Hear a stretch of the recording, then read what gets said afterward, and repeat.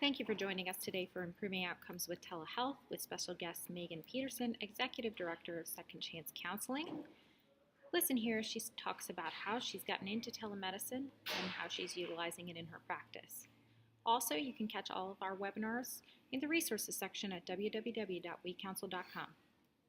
What I did was I actually started researching telemedicine. Oh gosh, it must have been about 3 years ago that I started researching telemedicine. At that time, it was definitely something more new than what it is now. I think a lot of us are actually starting to ramp up in the telemedicine field itself, and we're acknowledging that it really is a good form of treatment for our patients and to be able to give them more access as well.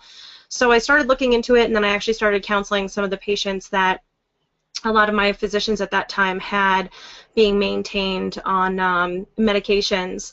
And then from that point, after knowing that I had a lot of success with that, I said I need to replicate this through basically all 50 states because we have such an epidemic right now with addiction, and with the knowledge that I have both in the addiction space and then obviously with pharmaceuticals as well, we need to make sure that we can give people a really good solution, you know, added on to some of the things that they already have available to them. So that's what kind of led me to starting this company.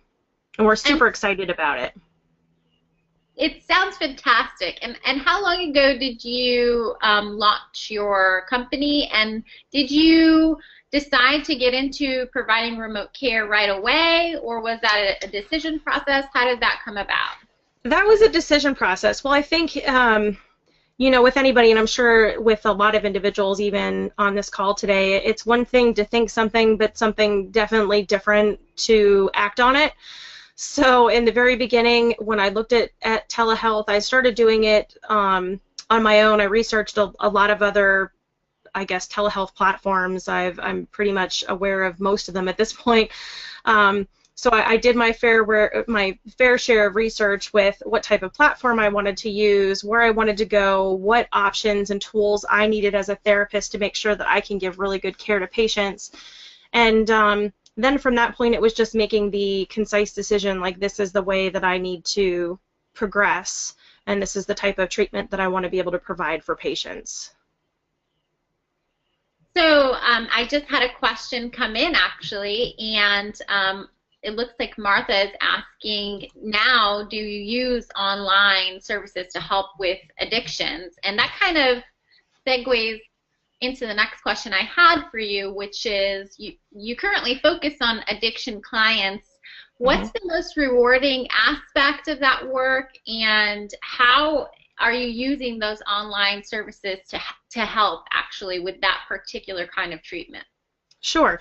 So that's a really good question. And yes, I am using online help right now with addictions. Actually, our company, we are nationwide. We have about 20-some therapists on board right now, and we're continuing to onboard throughout all 50 states, where we have therapists that are working for us right now that are able to talk with patients via telemedicine, just like you and I are doing right now, and everybody's able to see us. This is how our conversations go. And really, it's really enabled better access for patients to get the help that they need. So one of the things, you know, being a therapist and also being in pharmaceuticals, one of the things that I was constantly hearing a lot from both physician side and even myself, and I'm sure most of you on this call can attest to this, is that patients set up barriers for themselves. So they'll say, well, I couldn't get to you because I have work. And it's not necessarily that they don't want to engage in treatment. It's just that, you know, treatment can be scary to some people, or there are things that come in the way, like work, jobs, family, you know, travel, cars where they don't have reliable transportation, whatever those situations can be. But oftentimes they use that as their story as why they can't engage in treatment, versus, like, now I hold my patients 100% accountable. Like, there is no reason that you cannot hop on with me and engage with me. I can get on with you at 6 a.m., you know, with my bagel next to me and have a conversation with you and make sure that you're doing what you need to do in your recovery. And the same goes for any platform too, by the way. You know, my specialty is addictions, but this works for mental health, this works for nutrition, this works for, gosh, a lot of other platforms out there. Whatever, you know, people are deciding to do that, where they really want to make sure that they're breaking down all those barriers for people to allow access, it really can work for any of those. Yeah, I know we've talked before, and you mentioned that previously you had clients that said, oh, my car broke down, Yeah. or whatever the life circumstance is, and now Yeah. I can come to the session, but this brings the session to them. Yes. So have you found that that's made them more accountable for their own care? Absolutely. Because now they don't have an excuse. Like, you now have to take complete ownership of that. If you're not engaging, it's on you. So. Awesome. And so we've gotten another question here. This is also from Martha. And she says, in her experience, addicts are very resistant. So do you ask them to go to 12-step meetings? They can. So it depends on the patient and if they're being maintained on medication or not. And it also depends on the 12-step meetings that are around their area. What we found and what I found, and actually working in the field, and I mean, this is strictly just my opinion in working there, but 12-step meetings vary by geographical areas though too, and even locations. Somebody in one town can be really willing to take a look at patients who are being maintained on medication or have not a one-off of their philosophy, but are a little bit more understanding than other 12 steps. So 12-step meetings are a great source for patients to go to, but on the other hand, I also feel that 12 steps are a peer-to-peer support versus when they're coming to a therapist. All of our therapists are licensed, state licensed and accredited. So in that instance, you are going to a therapist that knows treatment planning, that knows different modalities of treatment to help you through your recovery, versus when you're using just straight 12-step meetings, that's more of a peer-to-peer support. So it's a great add-on, and it's a great thing to encourage the patients to go to, but it's not necessarily like a mandate that we would have that we make our patients participate in. I hope that answers your question. Yeah, so, and she had actually a follow-up, and she's saying now, but they really need the support in the here. How do you manage that? And it sounds like you answered that a little bit by encouraging them to also do that in addition to seeing you. So it sounds like you did answer. We've got another question here from Jutta, and she says, how do you deal with patients that voice suicidal ideations with a plan when they're far away? Yeah, so that's a really great question, and actually anybody that does any type of research on the internet, that is a hot topic right now. That is a hot button. More so because some other agencies that are out there right now are kind of treading on some thin water with this. So what we personally do with ours, and you can choose to do what you do with yours, but how we ensure that our patients get the care is we make sure that they sign a release. First and foremost, I protect the therapists that are on our platform. So any patients that are coming in, obviously most therapists should be doing a biopsychosocial. They should be screening their patients. They should be making sure that they're doing a really good job, I guess taking an overall look, making sure that the patient doesn't have any previous history of suicidal ideation. Now, with that being said, obviously just because they didn't have it before doesn't mean that they don't have it or they won't have it moving forward. So what we do is anybody that comes on our platform with us, they have to sign a release of authorization with our therapists and also with their local agency and with the 911. And what it basically says is that we're never going to place these phone calls and we're never going to release any information unless we feel that you are in harm of yourself or in others. And if you are, then we can place that phone call to 911, to a loved one, or to your local agency that's nearby you that can help you, overcome whatever situation you're in at that time. So great question, and it is definitely a hot topic right now. Yeah, and just to add to that, we have a lot of providers that ask us and about just balancing who should come in and who shouldn't, and who should really be seen in a brick and mortar office. So I think that your perspective on that of doing a really thorough kind of look into their psychosocial situation for providing that care online is a really good tip there. Let's go back for 1 second to Martha's question. I have a clarification on that from her, and she said she still doesn't get really. She says that having that peer-to-peer support system is very important. She's not sure how just interacting with therapists is helpful. How have you tackled that? So one of the things that we're doing right now is we're looking to incorporate group sessions within our platform as well, so that patients do have that peer-to-peer support. Look, I'm not knocking AA or NA in any manner. it is definitely a really good form of access for patients to have. But just like with everything, it's not for everybody. Everybody has something that's different that they're comfortable with, and you're going to find that not every patient is comfortable going to NA or NA. The same as, you know what, I'm going to throw this curveball at here. Here's another challenge. You talk about peer-to-peer support, but what I have found, and what has also been documented with other platforms that are doing similar things, is that some patients aren't comfortable sharing everything on those types of platforms because they know each other, or they also know somebody in that group. A lot of people that are going to NA or AA, they know their mom, they know their uncle, they know their grandmother. So to some extent, they are a little bit hesitant sharing everything that they may be going through at that point in time. So what we've done and what we've incorporated on our platform is like right now, I'm in Tennessee right now. So I can have somebody in Chattanooga, which is, where We Counsel's from, obviously. Mm-hmm. Well, we can have somebody right on the border of Chattanooga, and I can have a patient from here, and I can have a patient from Nashville that's all the way up here, and then I can have a patient from Knoxville that's all the way over here. And I'll be darned if they know each other. It's a lot slimmer to know each other geographically when you're 4 or 5 hours apart than when you're in your own community and you're in that group and you know everybody. So I think that gives a little bit more, what's the word I'm looking for? It's not autonomy, more confidentiality for the patient. That they know that they're not going to be walking into some place and know everybody, or be walking into a place where they used with the guy, last week, and it's a big trigger for them. So again, there's pros and cons to everything.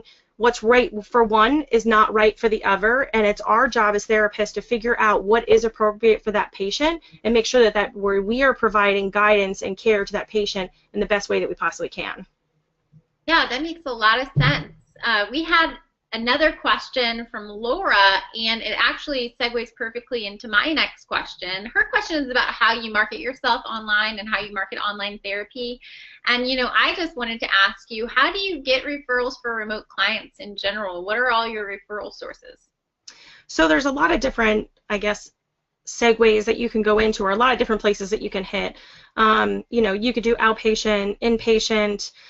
You have all of your social media, which is obviously like Facebook, Twitter, Instagram. I can't keep up with all of them anymore myself, but there is a lot, and there are different resources out there for you. There's online classes that you can take that you can familiarize yourself with different platforms. I would say the biggest advice, and this is from my selling side, not from my therapy side, would be pick one.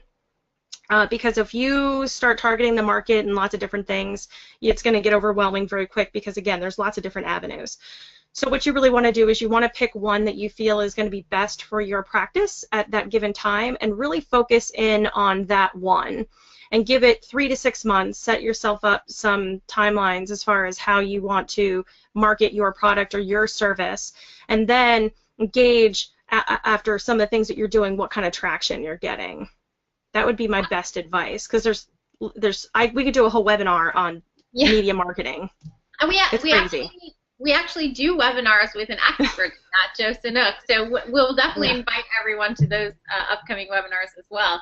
And the next question would be, what about when you get referrals in other states, or do you practice in other states than Tennessee? How do you treat patients with the interstate licensure requirements? So eventually we're going to be in all 50 states. But as most of you on here well know, or if you didn't, then you will know now, is that with the laws, and it can get very confusing too, with the laws right now is that you have to treat patients in that state with those therapists that are also licensed in that state. So for instance, I have Tennessee therapists right now. I have LPCs, LCSWs, I have LMFTs.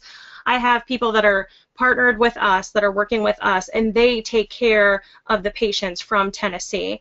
So as far as referrals from other states, yes, absolutely. So, and in fact, that's where a lot of the inpatient people will come from. So I'll have somebody from Florida give me a call and say, hey, I have somebody who's in an inpatient facility, and they would really like me to treat that person because now they're being discharged, but they're going back to Utah, let's say. So I link them with a therapist who's in Utah, who's state licensed in Utah, and can treat these patients to make sure that that they have a therapist in their individual state. I hope that helped.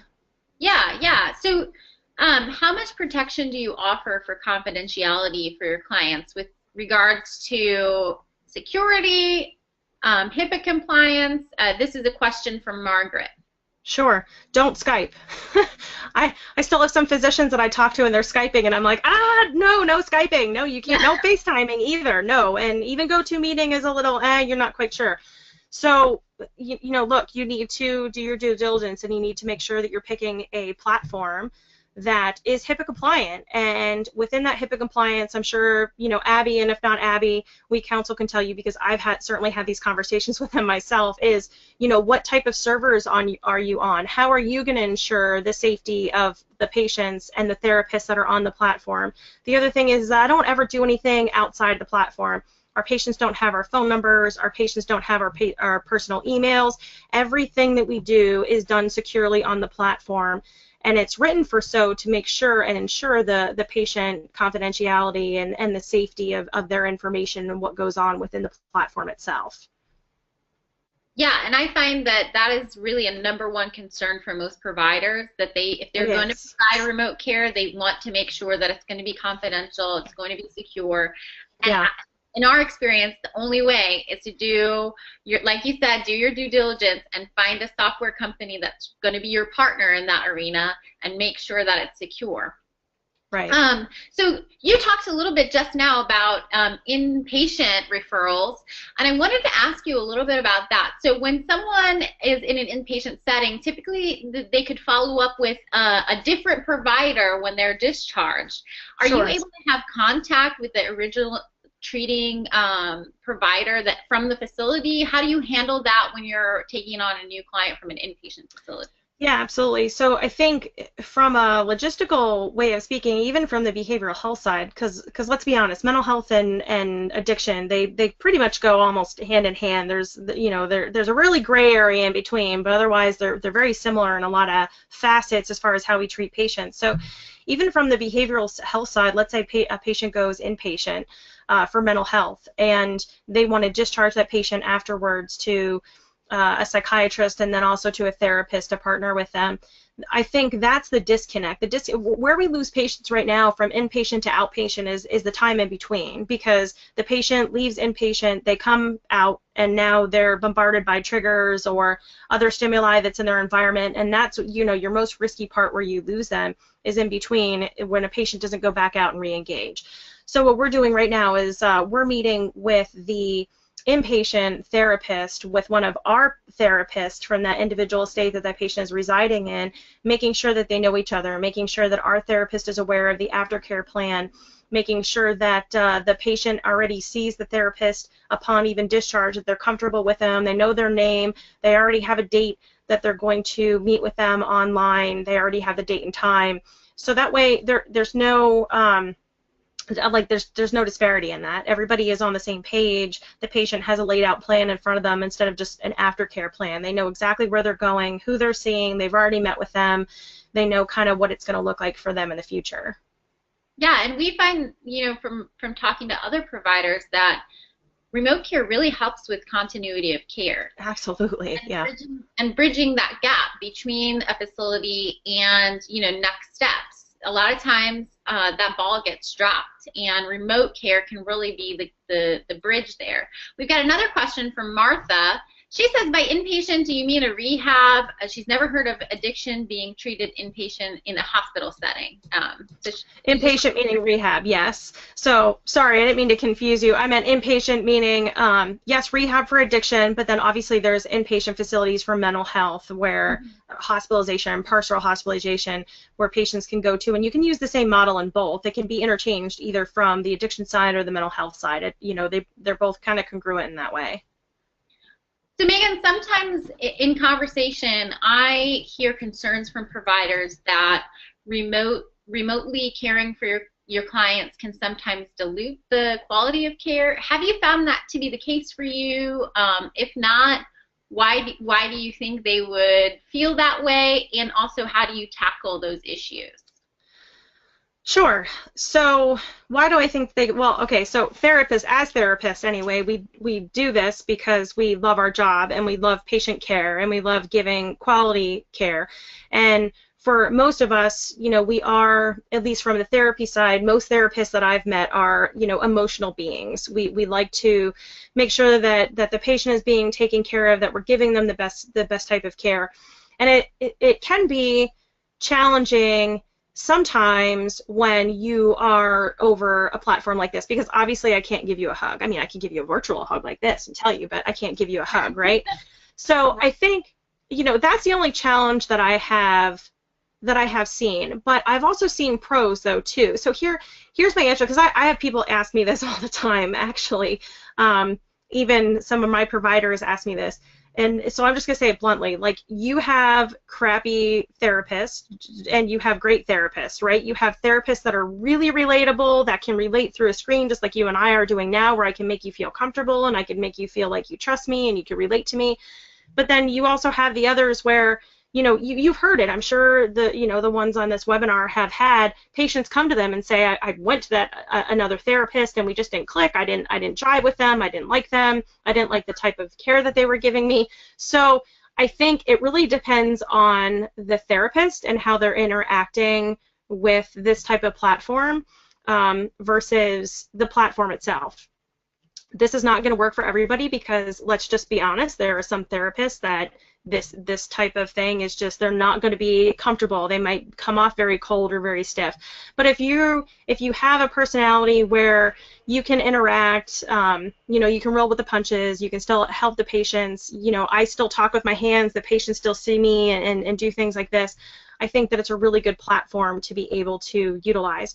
On the flip side, what I've seen is some of my patients are actually, what I've found is more comfortable with me, because most of them are talking to me in my home, like in their home, on their couch. Like, I'm in my home, like this is my home, this is like one of my couch areas. So, when you see patients, physicians will tell you this, and sometimes therapists will even tell you this too, when you walk into an office, a lot of times patients are different, right? Because they know that they're going into a place, they need to put on a different face, so to speak, because they're going into a physician office, or now you're going into your therapist office, and the therapist told me that I should have done all these things last week and I didn't do them.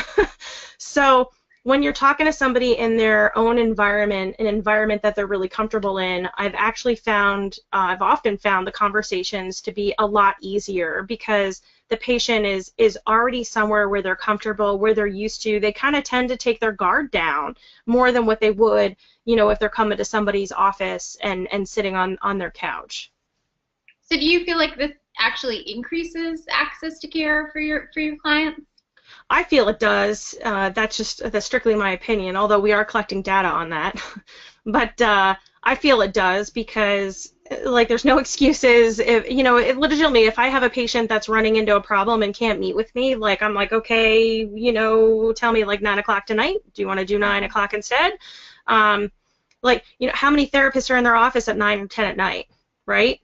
So, I mean, I'm sure there's some, but not many. How many therapists are going to be at their office at 6 o'clock in the morning? Some, right. But I'm sure not many.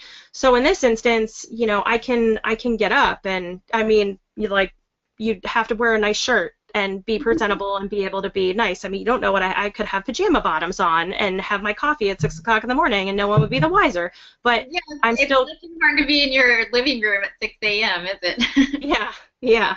So it gives a greater flexibility for that patient, and just be able to have them have that access. And I think it also gains you more clout, so to speak, because now you're meeting the patient where they are, and you're helping the patient, as they go through. So that's how it's helped the patient. How do you feel like taking your practice online has helped you? Has it increased your productivity? What changes have you seen in your lifestyle? Oh, geez. Owning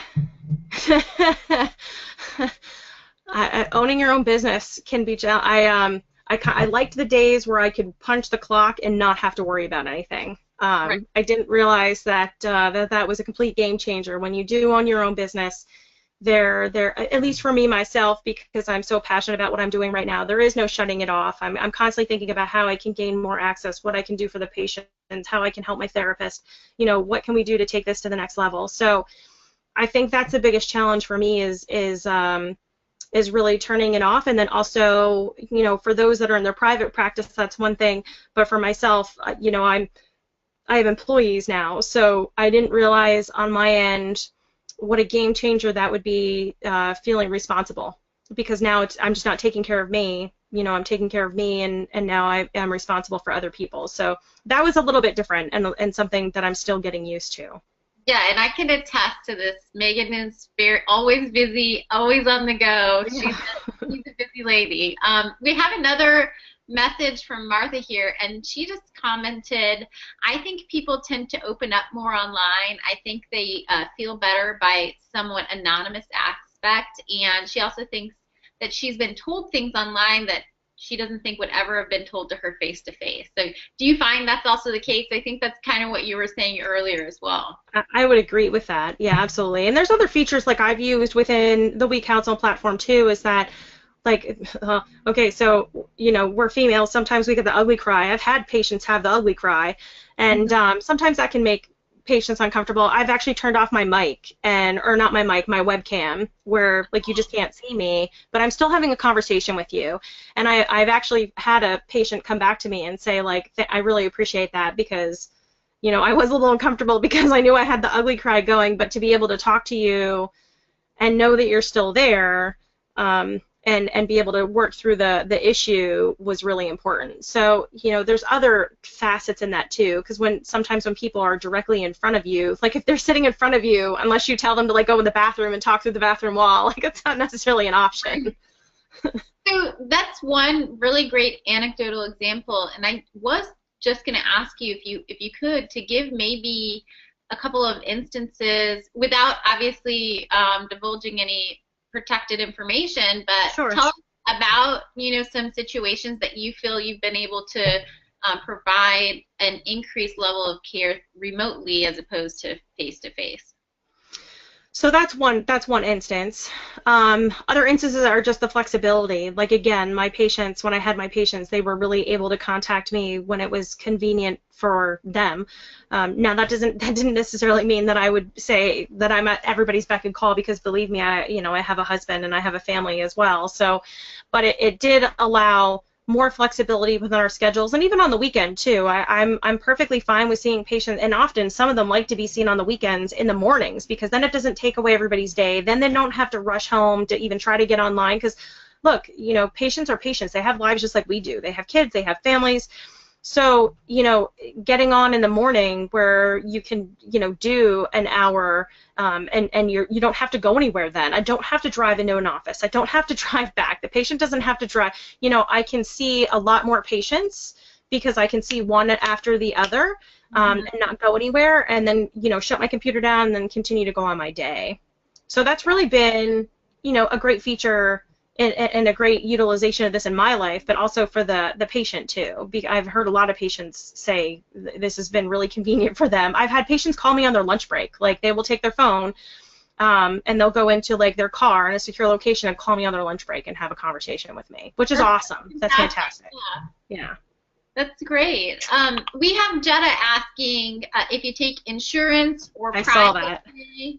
That's always the hot question as well. So I'll let you. It is. So that's a really good question, and I will tell you just from my pharmaceutical experience, and I'm sure many of you feel this way right now, I am not touching insurance with a 10-foot pole. Insurance is a hot mess, and I have no idea when it's going to get better. We are all private pay at this point. However, we do have a provider that we're working with, partnering, where they'll be able to help patients get reimbursed. So it doesn't say that the patient can't go get reimbursed for their therapy sessions, but at that time, you know, we're a startup just like many of you are thinking about doing, right? So I don't have the financial resources right now to hire. I would literally have to hire a 10-man team, especially having therapists across all 50 states. Oh gosh, that would be a nightmare, because as you know, that's a little bit different than just in your own state, because now you're dealing with every state payer and every state insurance, and every therapist has to be licensed with that particular, it's just a nightmare. So for now, we're private pay. I don't know if we'll ever change that. And you know why? I'll tell you why. So here's the kicker though, and I can tell you from my own personal experience too. So I've used telemedicine for myself, And anybody out there on this webinar too that isn't using telemedicine for yourself, I think that that you need to. I've got 2 kids at home. I have used Teledoc and I have used Doctor on Demand like many a times in the past. And what I found even in utilizing it from that type of platform is like my kids, gosh, I have a 10-year-old daughter and she'll get strep throat and she'll be in bed. I know it's strep because I'm a mom. You know, I've looked down her throat. I could see it's red and streaky. She's got a fever. She's got the tummy ache. She's got all the signs. Normally, I would have to get in a car and I would have to drive her to the doctor's office. Then I got to go sit in the doctor's office for another half hour. And Lord knows, heaven help me, that she's not going to track any other things while she's sitting in the doctor's office waiting for that doctor at the same time with her strep throat. Then we see the doctor. Then I got to get back in the car and go to the pharmacy to pick up her medication, and then I have to bring. So you're looking at like an hour and a half block of time. So when I had Doctor on Demand, I had to pay, what was it? It was $40 that I had to pay out of pocket. My copay was $30. I will pay $10 for the convenience to not have to drag my child out of the house, take them to the physician's office, drive them. So I learned a long time ago that telemedicine is a really good, effective way of treating patients. So same thing with our platform too. Like the way that we're doing things in addiction treatment right now, patients can get treatment for, you know, as little as, I think it's like $43 a week with us. And by the time they're done with their copay and the hours of treatment that they're getting with us, they may only be, you know, spending $30 out of pocket for that month. So it's $30 worth. In fact, we have an infographic on this. Is $30 worth like an hour of your day? What would you do with an extra hour? And is it worth not running around, getting stuck in traffic, having an excuse? Like, how is important, you know, is your recovery to make sure that you're getting the treatment that you need? So it's a really great question, but I think as we continue to grow both in the telemedicine industry itself and just within the space, more and more people are going to realize, like, hey, I'd rather, at least for me, I don't know how many of you, I'd rather spend the extra $10 to take a look at that. Are you working on a sliding fee? I saw that. You know what? It's something that we're looking at. We're definitely looking at that in the future. We are also doing right now. We're setting up like a what would it be called? Like a patient account where we're going to have different. We're going to be putting for whatever. Financially business monetary mark that we're making, we're going to match a certain amount for patients, where patients that are having a difficult time paying for treatment, we could come at a lower cost for them. So I guess you could kind of say that would be maybe sliding scale fee. It's definitely something that we're in the process of working on. I hope that answers that question. Yeah, so Margaret needs to come work for me. Yeah, I know. It sounds like she's really got some good ideas.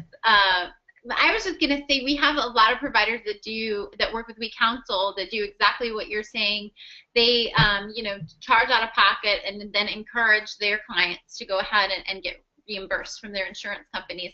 And we're actually going to be deploying a tool here soon, a super bill tool where your ICD-10 codes and CBT codes can go right on that receipt, and the client will just download it and they'll be able to take it to their insurance company and try to get reimbursed, which seems to be a way that works for a lot of providers. We also have a follow-up question about this. If you already are licensed and you're already seeing brick and mortar clients and you accept insurance currently, would it be reasonable to accept insurance in the remote setting? And I think I'm going to try and tackle this for her, and then maybe if you have anything to add. But in our experience, the best possible thing to do would be to check with those insurance carriers that you're contracted with and see whether or not remote care is reimbursable for you. How have you dealt with that in the past? Or I know that you're not really utilizing that insurance payer system right now, but have you heard from other providers that also provide remote care, and how are they doing that? So I know a little bit just from my pharmaceutical background and actually working in the telemedicine industry. I actually worked with a lot of providers that use psychiatric services. So I know a little bit about this, enough to answer your question. So yes, Abby's completely right. Face-to-face, at least in telemedicine right now, not everybody has the proper telemedicine codes, their ICD-9 codes. Not everybody has the proper ones to use. Magellan, for instance, I know Magellan from Pennsylvania and other places they're at. So Magellan does have ICD-9 codes that you can use specifically to teletherapy, but that doesn't necessarily mean that Aetna does. So you can see a patient face-to-face, but that doesn't mean that you're going to be able to see them remotely outside. Where that gets really sticky, and I think this is what you were asking, is if you do see them video therapy and it's still within your private practice, that's where it does get a little bit mucky, because you do accept that insurance, but that insurance isn't going to reimburse you for the telemedicine aspect. So again, you need to go back to the insurance provider, and you know what, I encourage you to go back to them too. Like, more insurances need to start getting with the times that this is definitely here to stay, that this is a really good way of accessing care with other patients. We're not getting rid of face-to-face by any means, but this is definitely a benefit add-on, especially to people in rural areas. You want to talk about those patients that really need help and can't get to places. So we need to be advocates for our patients as well, and we need to call those providers and say, hey, look, I want to treat these patients and this is why. And, what can you do for me? How can we work together? Because if enough of, it takes a village. If enough of us call, maybe they'll start to catch on and say, oh, okay, yeah, we need to do that. Yeah, absolutely. I think that's a great idea. We all need to be involved and speaking with these carriers to make this more mainstream, for sure. Right. We've got an excellent question from Martha here. She says, do you only use video, or do you use other things like live chat, messaging, or even telephonic visits? She says that she has a lot of clients that are maybe resistant to video, and have a lot of tools in WeCounsel that you can leverage in that way, engagement tools. So how do you use those? So we'll try to use everything in our toolbox, first of all. I will say I understand that patients don't like the face-to-face visit, but I am a big proponent of live touches, at least here and there. I know there are other platforms out there right now that are like, this is totally my opinion, by the way, with text messaging. Text can be really difficult. People can misinterpret things in text. There's no emotion into text. It can be really difficult to convey messages oftentimes through text messages. We do utilize the message feature within WeCounsel, but we utilize that message feature more so like, okay, I'm a patient, and well, I'll tell you right now, I just had a patient that did this not that long ago. She went in for her first job. She had a job interview, and I said, look, you don't have to call me, but I want you to message me, and I want you to let me know how it went, so that I know. Like, just shoot me over a message, I'll get it, and because I'm really excited for you and I want to see how it went. So as soon as she got done with her interview, like, she shot me over a message in WeCounsel's platform, and then of course I get a message on my phone that says check your platform, and she said, hey, it went really well, I got the job, I'm really excited, we're still good for Thursday. It might have been Wednesday even, but we're still good for Thursday right now. I was like, and I went back in the platform, I wrote her back, yes, absolutely, I'm really happy that you got the job, I'm so excited for you. So in that instance, I think messaging is completely appropriate, because it's little touches for the patient, and you're making sure that they know that they're being heard and that you're being supportive and things like that. But by no means discount live video. Like, as uncomfortable as it makes people to some extent, I have found that it is one of those things where as you continue to do this and you continue to engage in with your patients, it does get easier for both parties, right? It's kind of like a bike. The more you ride it, the easier it becomes. Mm-hmm. So don't discount that, but absolutely use all those other features for patients to make sure that they know that that you're there and that you're accessible as well. Great, yeah. So Maria has another amazing question here. She's asking, what type of services do you offer? Do you have a standard fee scale for each service for your substance abuse clients? So, like, do you have one fee for orientation, assessment, sure, and so on? She's listed a whole host of session types here. That's our terminology. Got it. I was going to say I can't see all in here. Y'all are really making me think today. Geez, yeah. All these questions. They're all great questions, though. So I will say, and I think for therapists, and at least in my instance, this was the hardest challenge for me, was the pricing structure, because we don't take insurance. This was the hardest part, because like we talked about earlier with social media and things like that, and anybody that owns their own business, you know that, in fact, I just got done talking to somebody and I was laughing because they're doing calculations and they're like, oh, well, you know, this person walks away with this and this person walks away with this. And I said, if you think that the business walks away with that, you clearly don't have a really good definition of what it is to run a business, because you have your marketing, you have, you know, I'm paying WeCounsel for their platform, you have the platform, you have Facebook, you have your internet that you're using, you have all these other things. So pricing for me, and I'm sorry, I'll get to your answer. I'm kind of going on a tangent. I'm a therapist. I tend to do that.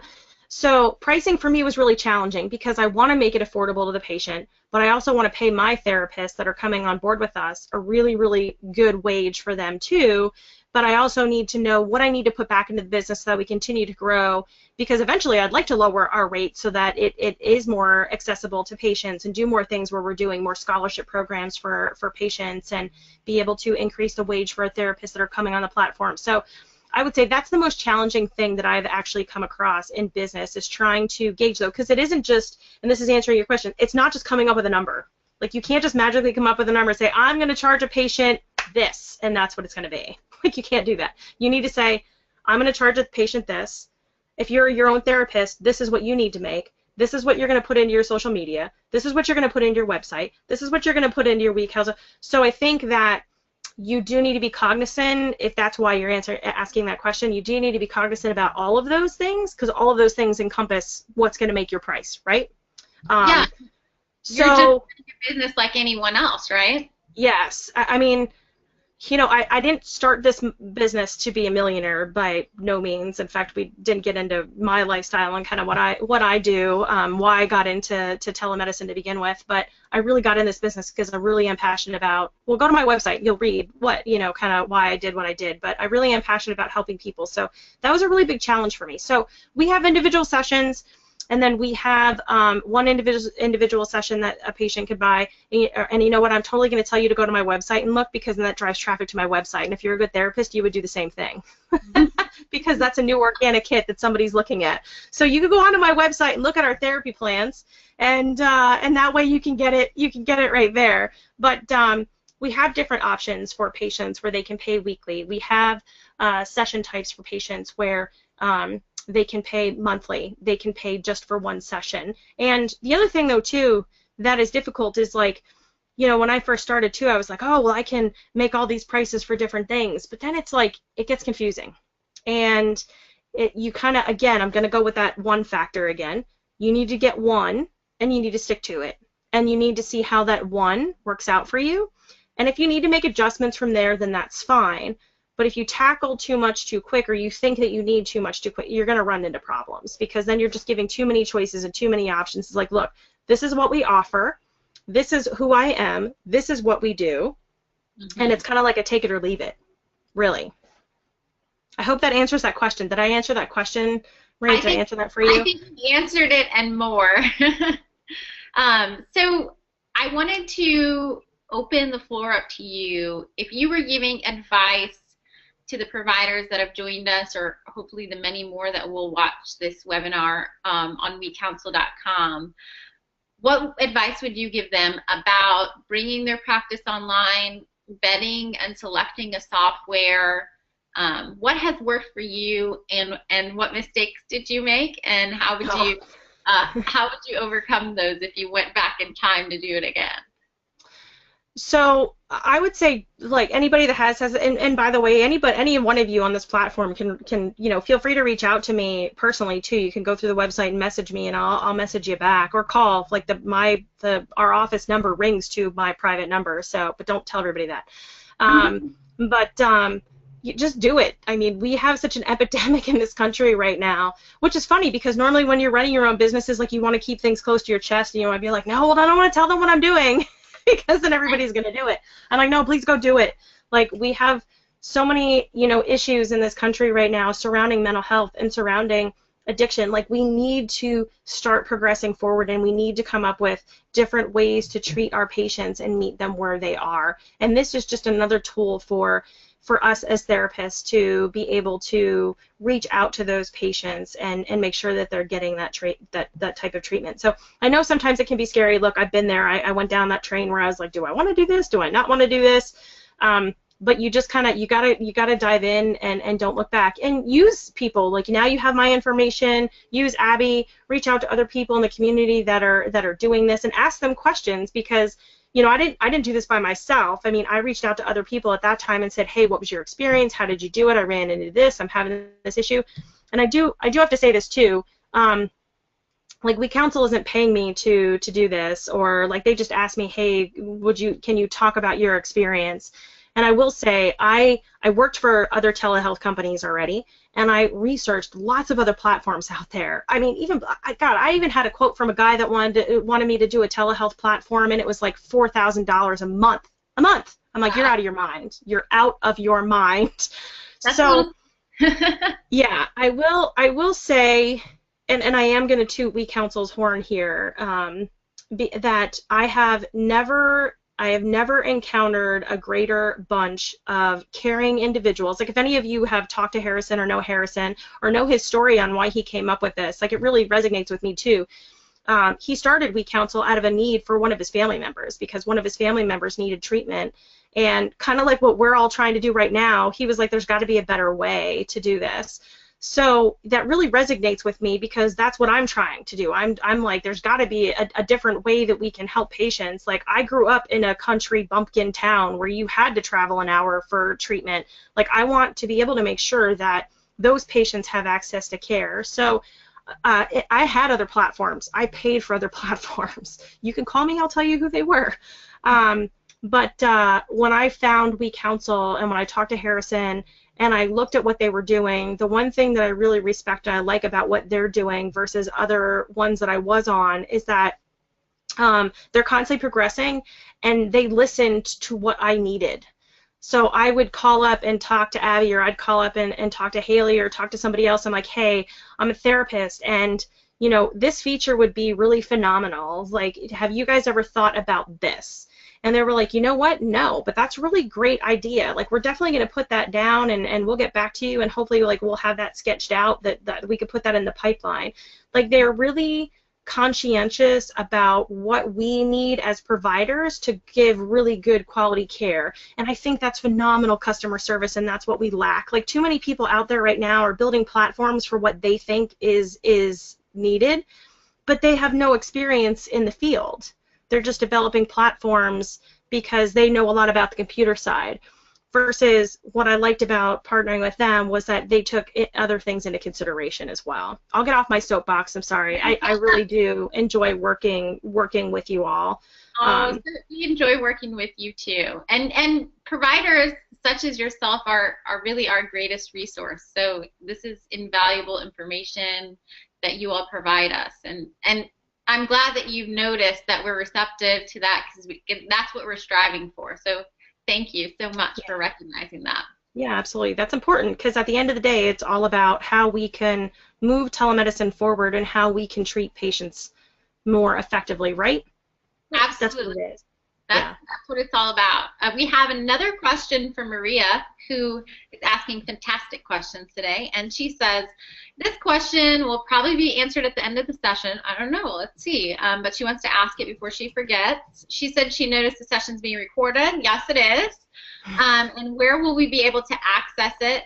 She said she had a little bit of an audio problem. If any of you have had audio problems today, I'm so sorry.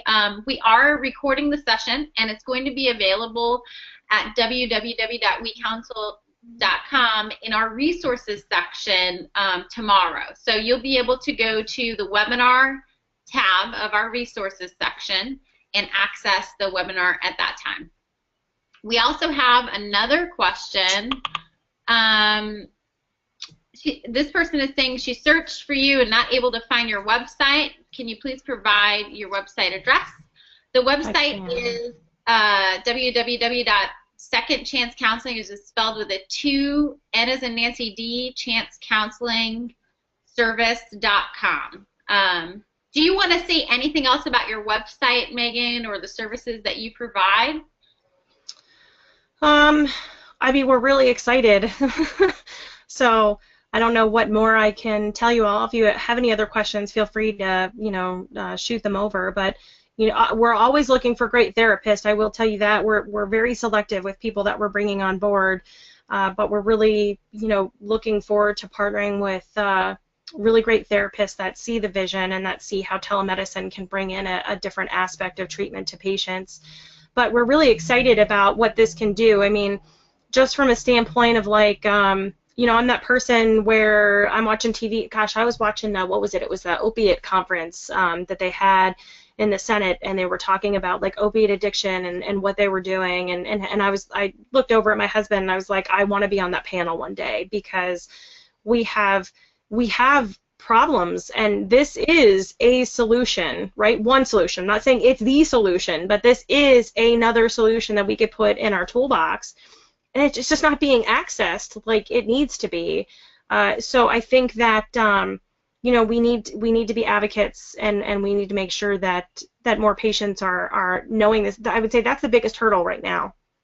Biggest hurdle, and anybody that wants to do me any favors, it would be start talking about telemedicine and go tell other people about what we're doing in addiction. And for that matter, if any of you are mental health and you have a patient that is suffering from addiction, send them our way, and vice versa. Any of you that are doing mental health but are gonna, be on We Counsel's platform and have patients that, if we have patients that are more from the behavioral health side, I want to know other resources that I can send them to where it's virtual therapy. So please reach out to me and say, hey, we decided to do this telemedicine platform, and we'd love if you come across anybody that's suffering more from the mental health side I would love to be a resource for you all too. I mean, that's what this is. It's really about connecting and making sure that the patients get the care that they deserve.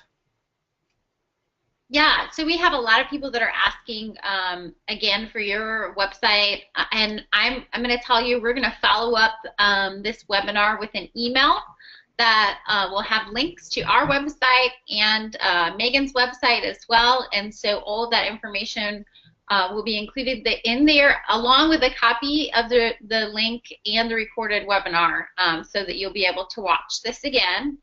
And we also have another question about which We Counsel package you use, which is a great question. Megan, do you want to talk about that a little bit? So it's different. I mean, I had both, actually. I had the single provider when I was just doing it on my own, and it was just me as a therapist, and I was seeing patients on my own. But now I've gone on to the enterprise side, because now I have myself, but I'm the admin now. So I am the admin of basically the portal of all the other therapists that are on board with us. So I'm definitely from the enterprise side, but I've been involved now on both ends. So if you have any questions about that or anything, feel free to shoot me an email as well. Which, by the way, my email just to is give the asker a little background information. Our packages are separated between two categories, as Megan was saying, kind of private practice and small groups, and then the enterprise would be more so larger practices who need customizations, and Right. we do that for businesses that are wanting to grow or that need specific things. We're definitely willing to work with you and build something that will work for you in your practice. But we also, on the other side of things, if you're just getting started, have a few really reasonably priced plans. Our cheapest plan is $25 a month, and it has unlimited video conferencing, unlimited billing, unlimited scheduling. And that's a really good tool if you're not sure or not how you're going to use it yet, or if you just want to try it out. And then it tiers up from there. So if you have questions about the plans, I'm happy to talk to anyone and answer all of those questions. And also, Megan is a great resource about how both of those sides work and how to kind of structure your practice around, or structure the plan around your practice, in fact. Let's see if we have any more questions. Doesn't look like we have any more questions right now. I just wanted to thank you so much for joining me today. And yeah, thanks for having me. Yeah, absolutely. It's been a pleasure. It's really beneficial for providers to hear from other providers such as yourself and kind of get a sense of the trials and tribulations and successes. And we hope to be doing these webinars every month. So we'll definitely let everyone know, and hopefully we can have you back again sometime. If you'd be willing to do that, it would be wonderful. Yeah, absolutely. Anything I can do to help further treatment for patients. So yeah, and anybody that was on the webinar too, feel free to reach out to me. You can let me know how I did. Yeah, I would love to know. Just had somebody say great webinar content. So great. Okay. Thank you so much for joining. And one person just before we go says, do we have a demo schedule? If you'd like a demo, you can reach out to us by responding to the email that I sent today, or if you visit www.wecounsel.com and click Enterprise, you'll be able to schedule a demo right then and there on that page. So we'd love to speak with you. We'd love to put you in touch with Megan if you have questions.